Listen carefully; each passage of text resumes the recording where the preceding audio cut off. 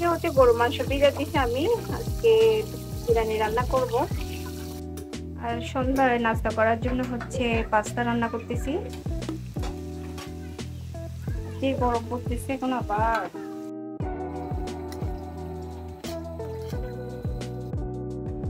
বিরিয়ানি রান্না করার জন্য হচ্ছে এখানে গরু মাংস নিছি আমি। তারপর হচ্ছে এদিকে আলু, পেঁয়াজ, আদা, রসুন, কাঁচামরিচ আর হচ্ছে রাঁধুনি বিরিয়ানি মশলা। আমি হচ্ছে মাংসগুলো ম্যারিনেট করে চুলায় দিয়ে দিব। এখন চুলায় দিয়ে দিছি ম্যারিনেট করে।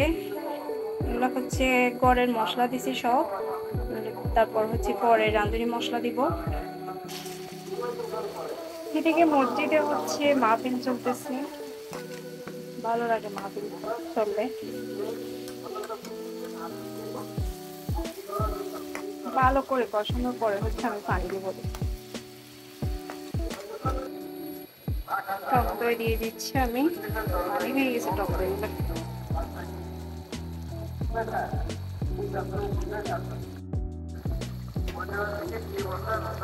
আলুগুলো দিয়ে দিচ্ছি আমি।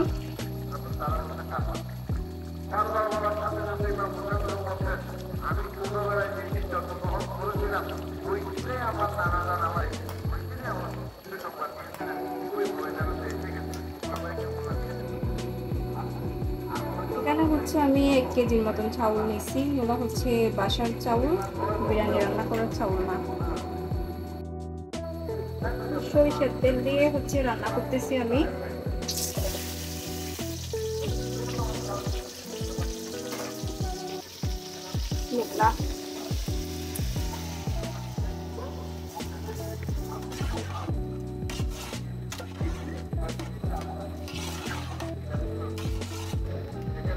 চাউলের সাথে হচ্ছে আমি রাঁধুনি বিরিয়ানি মশলাটা দিয়ে দিচ্ছি।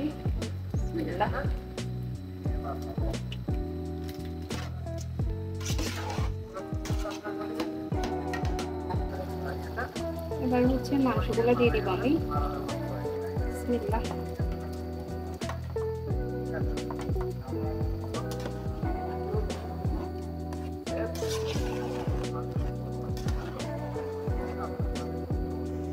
পরিমাণ মতো হচ্ছে আমি পানি দিয়ে দিচ্ছি, যেহেতু এগুলো গড়ের চাউল, পানি একটু বেশি খেতে পারে জন্য।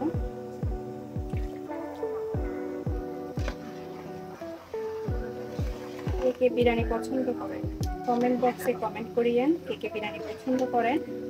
আর আমার ইউটিউব চ্যানেল সেলিনা জাহান ববি, আর আমার ফেসবুক পেজ সেলিনা ব্লগ, আর আমার একটা রান্নার চ্যানেল আছে ববিস কুকিং।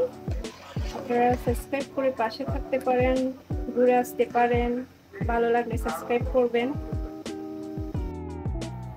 ঘি দিয়ে হচ্ছে আমি পলিথিন দিয়ে ডেকে দিব, দমের মধ্যে রাখবো, দিয়ে রাখবো। দিচ্ছিলাম আমি ভালো করে নেড়ে হচ্ছে দমে দিয়ে রাখবো।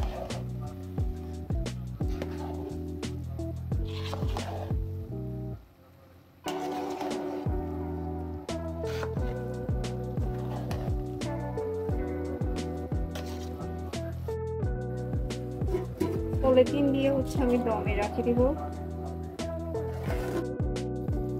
এখন একটু হচ্ছে সুগন্ধির জন্য আমি গোলাপ জল দিয়ে দিচ্ছি।